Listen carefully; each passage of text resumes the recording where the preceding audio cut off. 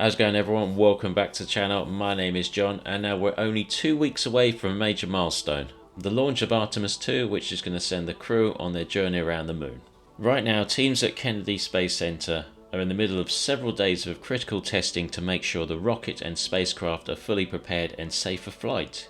This weekend, technicians are expected to begin loading propellant into the twin solid rocket boosters of NASA's Space Launch System, or SLS. This is a key step as preparations move closer to a full wet dress rehearsal, which is essentially a complete practice run for the launch. Standing on Launch Pad 39B is the powerful SLS rocket, topped with the Orion spacecraft, and this is ready to send astronauts on a mission that will carry humans farther into space than we've travelled in decades. NASA says missions like Artemis 2 are vital because of the scientific knowledge they bring back to Earth, helping us understand how humans can travel even deeper into space more safely. Teams have recently been testing radio communications between the rocket and ground control systems along the eastern range.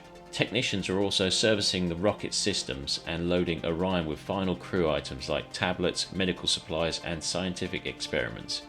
And they'll also be testing a new experiment. An experiment called Avatar, where we're actually using organ on a chip technology, cell on a chip technology to mimic how our cells, our bone marrow cells, will respond to microgravity in the radiation environment, to bring that science back to Earth, to understand how we can more efficiently send humans deeper into space and how we respond. Then the next big milestone is the wet dress rehearsal.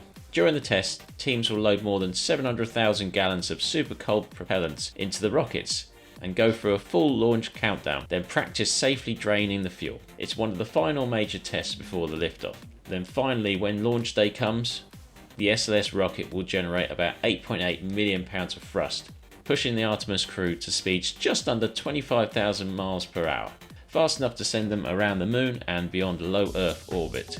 This wet dress rehearsal is currently planned for February 22nd, and launch could happen as early as February 6th.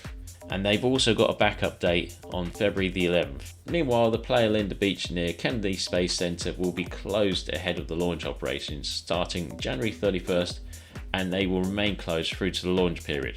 Artemis 2 marks a huge step forward as NASA prepares to return humans to the moon and lay the groundwork for future deep space explorations. And that was a quick update from me on what's going on with everything to do with Artemis. Thanks again for watching, and I'll see you in the next video. Take care.